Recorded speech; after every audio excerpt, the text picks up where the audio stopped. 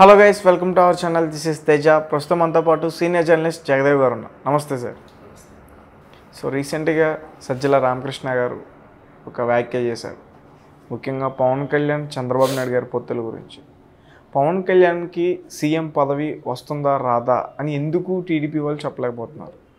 అసలు ఈ దేని గురించి కూడా ప్రకటించట్లేదు, పలానా పదవిని కూడా చెప్పట్లేదు. సో ఇవన్నీ కూడా ఆయన మాట్లాడడం జరిగింది. సో మరి దాని గురించి మీరు ఎలా స్పందిస్తారు? తెలుసో తెలియకో సజ్జల రామకృష్ణారెడ్డి గారు టీడీపీకి జనసేనకి ఫేవర్ చేస్తున్నారని నా అభిప్రాయం. ఎందుకంటే ఇంతకుముందు కూడా పవన్ కళ్యాణ్ గారిని ఊరికే రెచ్చగొట్టేసి వదిలేశారు. ప్యాకేజీ స్టారు, పావులా స్టారు, ఆయనకి ఊడిగం చేస్తాడు, ఆయన చెప్పింది ఆయన ఫాలో అవుతాడు. ఆఖరికి రామ్ గోపాల్ వర్మ గారు వ్యూహం సినిమాలో కూడా దత్తపుత్రుడు అని చంద్రబాబు ఎలా చెప్తే ఎలా వింటారు అంటే ఊరికే ఇలా రెచ్చగొట్టేస్తే వాళ్ళిద్దరు కలవరు అనుకున్నారు. బట్ వాళ్ళు కలిసేలా చేసింది వీళ్ళేగా. చంద్రబాబు గారు అరెస్ట్ తర్వాత చంద్రబాబు గారు అరెస్ట్ అవ్వకపోతే అసలు కలిసేవారు కాదేమో, ఏమో in case of. But Pavan Kalyan garu మొదటి నుంచి చెప్తున్న మాట ఏంటంటే నేను ప్రభుత్వ వ్యతిరేక ఓటుని చీల్చదలుచుకోలేదు అని చెప్పాడు. అది నొక్కి ఒక్క నుంచి మరి చెప్పాడు. నిన్న విజయనగరం సభలో కూడా, విజయనగరం భోగాపురం మధ్యలో జరిగిన సభలో కూడా అది యువగలంకి సెండ్ ఆఫ్ ఇస్తూ, యువగలం పాదయాత్రకు సెండ్ ఆఫ్ ఇచ్చే కార్యక్రమంలో ప్రభుత్వం నడపడానికి, ప్రభుత్వం చేయడానికి ఈ మాత్రం అనుభవం చాలదు, నాకు అంత విజ్ఞత ఉందా, నాకు అంత అనుభవం ఉందా, సరిపోతుందా అనే దీని మీదే నేను ఇదవుతున్నాను. బట్ అదే ఉద్దేశంతోనే కనీసం పార్టీ స్థాపించి ఇన్నేళ్ళైనా అవ్వకపోతే ఆ స్థాయి వస్తుందా అన్నట్టు కూడా ఆయన నిన్న క్లియర్గా మాట్లాడాడు కదా. ఇలాంటి వాళ్ళు వ్యాఖ్యలు చేస్తారనే ఆయన ముందుగానే దానికి గట్టు వేసి మరీ మాట్లాడాడు కదా. 2014లో కూడా చంద్రబాబు గారు విజనరీ ఉన్న నేత కాబట్టి ఆయనకి మద్దతు ఇచ్చాం, ఎక్కడ పోటీ చేయలేదు. విజనరీ ఉన్న నేత కాబట్టి ఎన్నుకున్నాం. ఇప్పుడు కూడా 2019లో చిన్న చిన్న భేదాభిప్రాయాలు వచ్చి విడివిడిగా పోటీ చేస్తాం కానీ బట్ ఈ అరాచకాలు చూస్తే చాలా బాధ అనిపిస్తుంది. ఖచ్చితంగా కలిసే వెళ్తాం అండ్ వాళ్ళకి లేనిపోయిన వీళ్ళకి ఎందుకు చెప్పండి కదా. ఇంతకుముందు కూడా ఒకనొక సందర్భంలో ఉండవీలు గారు ఏదో ఇండైరెక్ట్గా స్టేట్మెంట్స్ ఇచ్చారు, అంటే వీళ్ళిద్దరిని విడగొట్టే ప్రయత్నమో ఏంటో. ఇప్పుడు ఇలాంటి స్టేట్మెంట్లు ఇవ్వడం వల్ల ఏమవుతుందంటే మరికొద్ది బలపడిపోతుంది అక్కడ టీడీపీ జనసేన కదా. నిన్న కూడా అక్కడ అంత ఆ కేరింతలు ఆ సమూహం చూస్తే మేబీ వాళ్ళకి ఫేవర్గా ఉండే ఛానల్లో ఇదంతా జనాలు సమీకరించారు, గ్రాఫిక్స్ పెట్టారని కూడా చెప్పొచ్చాము. నోరు మాట్లాడే నరం లేని నాలుక ఏదైనా మాట్లాడుద్ది కదా. ఇదే సజ్జల రామకృష్ణారెడ్డి గారు కూడా షర్మిలా గారు ఇక్కడ మొన్న ఎలక్షన్స్లో పోటీ చేయలేదు, కాంగ్రెస్కే సపోర్టు అన్నట్టుగా స్టేట్మెంట్ ఇస్తే ఆవిడిష్టం, ఆవిడ పార్టీ పెట్టుకుంది, పోటీ చేస్తే చేస్తుంది, చేయకపోతే చేయలేదు. ఆవిడ గురించి కూడా మాట్లాడితే ఆవిడేమిచ్చింది, అసలు ఆ రోజు మేము రాష్ట్రం నుంచి బయటకు వచ్చినప్పుడు మాతో సంబంధం లేదన్న ఈ సజ్జల గారు ఈరోజు మళ్ళీ నా గురించి మాట్లాడుతున్నారంటే మళ్ళీ మాతో సంబంధం పెట్టుకోవాలని చూస్తున్నారా, మాతో ఏంటి ఆయనకి సంబంధం అన్నది ఆవిడ. సొంత నాయకుడు చెల్లే, సొంత ఇంటి మనిషే ఆవిడ అలాగన్నప్పుడు ఇంక మిగతా వాళ్ళు ఎందుకు పట్టించుకుంటారు? జనసేన టీడీపీ కూటమి ఎందుకు పట్టించుకుంటారు? ఎందుకు పట్టించుకోవాలి? ఊరికే ఏదో ఇంకోటి మీడియా మిత్రులు అడిగిన దానికి కూడా ఆయన ఏదో చెప్పుండొచ్చు బహుశా కదా.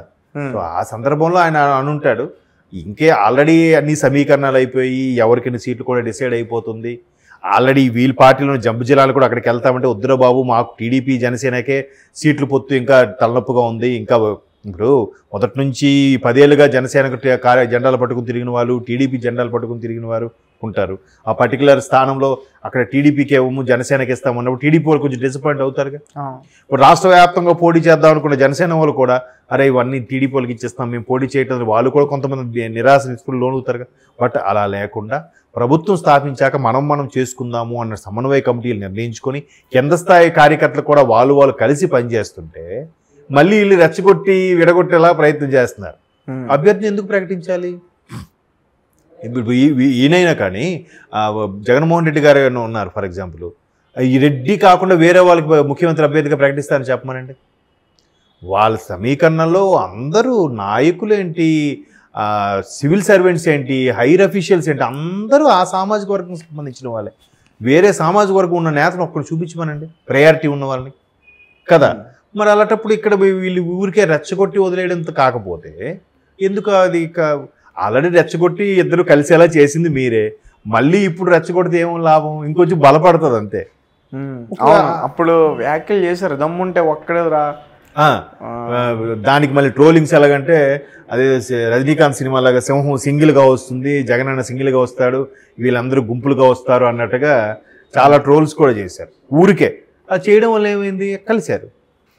ఎందుకు కలిస్తే ఎందుకు భయం వస్తుందంటే గత 2019 ఎలక్షన్స్లో చూసుకుంటే ఒక 60 స్థానాల వరకు అన్ని రెండో ప్లేస్లోకి వచ్చింది టీడీపీ. ఆ రెండో ప్లేస్ కూడా ఎలా వచ్చింది, జనసేన ఓట్లు చీలిపోవడం వల్ల, అది కూడా 1000, 1500, 2000 ఓట్లు చీలిపోవడం వల్లే 60 స్థానాల వరకు పోయాయి టీడీపీకి. ఎందుకు పోయాయి? జనసేన కూడా ఒకవేళ కలిసి ఉంటే ఆ 60 స్థానాలు ఖచ్చితంగా టీడీపీ గెలిచేది. ఇంకొన్ని దగ్గరలో క్రాస్ ఓటింగ్ అయిపోయి పోయాయి కదా, అప్పుడు ఖచ్చితంగా టీడీపీ గవర్నమెంట్ ఫామ్ చేసేదిగా. అవును. ఒకప్పుడు 2004లో కూడా పీఆర్పీ రాకపోయింటే, ప్రజారాజ్యం పార్టీ అనే పార్టీ ఆవిర్భవించకపోయింటే టీడీపీ వచ్చి ఉండేదేమో. చాలామంది విశ్లేషకులు చెప్పారు ఈ మాట, నేను చెప్పడం కాదు. నేను వాళ్ళందరి ముందు నేను బచ్చా చెప్పాలంటే.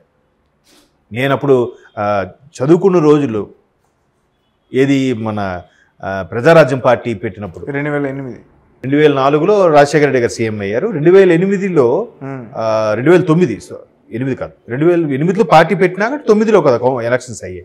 అప్పుడు టీడీపీ రావాల్సిందే. ప్రజారాజ్యం పార్టీ వల్ల టీడీపీ రాలేదు. రాజశేఖర రెడ్డి గారు కూడా బొటాబోటీ పాస్ మార్కులతో అయ్యారని ఆయనే స్టేట్మెంట్ ఇచ్చారు రెండోసారి సీఎం అయినప్పుడు. అప్పుడు కానీ ప్రజారాజ్యం పార్టీ లేకపోతే టీడీపీ వచ్చేదిగా, ఇంకోలా ఉండేదేమో, అప్పుడు తెలంగాణ వచ్చేదే కాదేమో, కేసీఆర్ గారు ఈ నిరాహార దీక్షలు ఇవన్నీ ఉండేవే కాదేమో, ఎవరికి తెలుసు. ఇప్పుడు మళ్ళీ 2019కి వచ్చేసరికి మళ్ళీ పవన్ కళ్యాణ్ గారు జనసేన పోటీ చేయడం వల్ల చాలా సీట్ల వరకు పోయి టీడీపీ రావాల్సింది టీడీపీ రాలేదు. దెర్ ఈజ్ ఎ ఛాన్స్, అంతే కదా. సో అలాంటప్పుడు మరి ప్రజారాజ్యం పార్టీ కాంగ్రెస్లో విలీనం చేసేసారు. అవును, మరి ఇప్పుడు జనసేన పార్టీని విలీనం చేసేస్తారంటారా? అలా చెయ్యాలని కదా వ్యాఖ్యలు చేస్తున్నారు, చెయ్యరుగా. నిజంగా ఆయన చేసేవాడు అయితే 2014 ముందు పార్టీ పెట్టారు, అక్కడ పోటీ చేయలేదు బట్ అలాగ ఒక్క అభ్యర్థి లేడు, ఒక్క జడ్పీటీసీ లేడు, ఎంపీటీసీ లేడు, అట్లీస్ట్ సర్పంచ్ కూడా లేని పార్టీ జనసేన పార్టీ. బట్ అటువంటి పార్టీ 2019లో 2 స్థానాల్లో కూడా అధ్యక్షుడే పోటీ చేస్తే ఒక్క స్థానం కూడా గెలుచుకోకుండా ఒకే ఒక్క భీమవరం ఎమ్మెల్యే సంథింగ్, ఆయన పేరేంటి, రాజోల ఎమ్మెల్యే వరప్రసాద్ గారు, ఆయన ఒక్కరు గెలిచారు. ఆయన కూడా తర్వాత జంప్ జిల్లాని అయిపోయారు కదా. మరి ఒక్కటి కూడా 2 స్థానాల్లో ఓడిపోయి, భీమవరం గాజువాక ఓడిపోయి, ఆ ఒక్క అభ్యర్థిని కూడా కోల్పోయినా కూడా జనాల్లోకి వచ్చి తిరుగుతున్నారంటే నిజంగా అప్పుడే పార్టీని విలీనం చేసేయచ్చుగా. లేదంటే పార్టీని ఇక్కడికి డిస్ట్రాయ్ చేసేస్తున్నా, నాకు సంబంధం మీ పని మీరు చూసుకోండి అని వచ్చుగా. అలా చేయలేదు కదా. అంటే ఎంతో కొంత చేద్దాము, ఈసారికి పోనీ టీడీపీతో అలయన్స్ అవుద్ది, నెక్స్ట్ అలయన్స్లో వీళ్ళు అభ్యర్థిని ప్రకటిస్తారేమో, ఎవరికి తెలుసు. లేదు, రేపు ముఖ్యమంత్రి చంద్రబాబు నాయుడు గారు అయిన తర్వాత డిప్యూటీ సీఎం గారు పవన్ కళ్యాణ్ గారు ఉంటారేమో, లేదంటే హోమ్ మినిస్టర్గా మెయిన్ కీలకమైన బాధ్యత హోమ్ మినిస్టర్గా నెక్స్ట్ సీఎం తర్వాత పవర్ఫుల్ హోమే కదా, హోమ్ పవన్ కళ్యాణ్ గారికి ఇస్తారేమో, ఎవరికి తెలుసు. అంటే పవన్ కళ్యాణ్ అంటారా? ఏదండి, పవన్ కళ్యాణ్ గారు హోమ్ మినిస్టర్ అంటారు ఇప్పుడు. నేను అంటున్నాను, మళ్ళీ దీన్ని పెట్టుకొని మీరు రాసేయండి. అంటే చంద్రబాబు నాయుడు గారు సీఎం అయితే డిప్యూటీ సీఎం లోకేష్ గారు, లేకపోతే హోమ్ మినిస్టర్ లోకేష్ గారు అంటే ఓకే. ఎందుకంటే ఇప్పుడు 2 అలయన్స్, ఇప్పుడు పవన్ కళ్యాణ్ కూడా కీలకమైన వ్యక్తే కదా. ఆయన కలుపుకున్నారంటే ఆయనకి ఎంతో కొంత ఫాలోయింగ్, ఎంతో కొంత క్రేజ్, ఆయనకి ఎంతో కొంత ఓటు పర్సంటేజ్ రాకపోతే చంద్రబాబు నాయుడు గారు కానీ లేవరో కానీ విలీనం చేసుకుంటారా? చేసుకోరు కదా. ఎప్పుడైతే అరెస్ట్ అయ్యారో, లోపలికి వెళ్ళి ములాఖాత్ బయటకు వచ్చారో, లోపల చంద్రబాబు గారితో డిస్కస్ చేయకుండా బయటకు వచ్చి, ఒకవేళ జనసేన టీడీపీ పార్టీలో విలీనం చేసేస్తే టీడీపీ గెలిచిద్దా, ఓడిపోద్దా? ఇంకా ఓటు బ్యాంక్ చీలే ఛాన్సెస్ ఉండవు కదా. ఓటు బ్యాంక్ ఇప్పుడు పవన్ కళ్యాణ్ గారు కూడా ఓటు బ్యాంకును చీల్చకూడదు, ఏదైతే ప్రభుత్వ వ్యతిరేక ఓటుని చీల్చకూడదు అని అనుకున్న సందర్భంలో అక్కడ ఉంటే ఏంటి, పొత్తులుగా ఉంటే ఏంటి. సో పొత్తులుగా ఉంటేనే మంచిది, విలీనం చేసేకంట చేయడానికి. అదే అంటున్నాను, ఆయన చెయ్యడు కాబట్టే ఒక్క సీట్లో కూడా లేకపోయినా అలా నిలబెట్టుకుంటూ వచ్చాడు. ఆయన సొంత డబ్బులు ఖర్చు పెట్టుకునే వచ్చాడు. ఆయనకి ఏ పార్టీ ఫండ్ వచ్చింది? పోని పార్టీ ఫండ్ వచ్చింది. పార్టీ ఫండ్ వస్తే మాత్రం ఇచ్చేయాలని ఎక్కడుంది? రైతులకి ₹1,00,000. ఈ ఫండ్ విషయానికి వస్తే ఫస్ట్ నుంచి కూడా పవన్ కళ్యాణ్ గారిని దత్తపుత్రుడు అని చెప్పేసి అన్నారు. అంటే మొన్న స్టార్ట్ అయింది కాదు, ఎప్పుడైతే వాళ్ళ ప్రభుత్వం ఏర్పడిందో దాని తర్వాత 6 నెలల్లో 8 నెలలకి స్టార్ట్ చేశారు దత్తపుత్రుడు అని, ఇంకా చాలా రకాల మాట్లాడినారు. దాని తర్వాత ఎవరు పట్టించుకోలేదు, అవన్నీ అబద్ధాలు. లాస్ట్ టైం ఆయన నార్మల్గానే పొత్తులు లేకుండా పోటీ చేశారు కదా, ఈసారి కూడా పొత్తు లేకుండానే పోటీ చేస్తారని చెప్పేసి అనుకున్నాను. మరి తీరా చూస్తే లాస్ట్లో పొత్తులతో పోటీ చేస్తున్నారు. మరి వాళ్ళ అన్న దత్తపుత్రుడు మాట నిజం అవుతుంది కదా. అదే అంటున్నాను, అది రెచ్చగొట్టి సింహం సింగిల్గా వస్తుందిరా, మీరందరూ ఎంతమంది కలిసినా జగన్ అన్నని ఓడించలేరు అనే కాన్సెప్ట్ని తీసుకురావడానికే రెచ్చగొట్టి ఇవన్నీ అంటున్నారు, దత్తపుత్రుడు అది ఇది అని. నిజంగా దత్తపుత్రుడు అనుకుంటే ఒక్క సీట్ని గెలిపించుకుంటారుగా. టీడీపీ వాళ్ళని బాబు లోపాయకారంగా చెప్తారు కదా, బాబు పవన్ కళ్యాణ్కి ఓటేయండి, మీ టీడీపీకి వేయండి అని చెప్పి అక్కడ ఎవరో డమ్మీ క్యాండిడేట్ పెట్టి చేసుకోవచ్చు కదా. ఇప్పుడు మనకు కాంగ్రెస్ ఎంఐఎం ఇక్కడ బీఆర్ఎస్ ఎంఐఎం టైప్ అయినట్టుగా కదా, మరి అలా చేసుకోవచ్చు కదా. అంటే బీఆర్ఎస్ ఎంఐఎం అయ్యాయని కాంగ్రెస్ వాళ్ళు అంటున్నారు, బట్ కాంగ్రెస్కి మొదటి నుంచి ఫేవర్ ఎంఐఎం.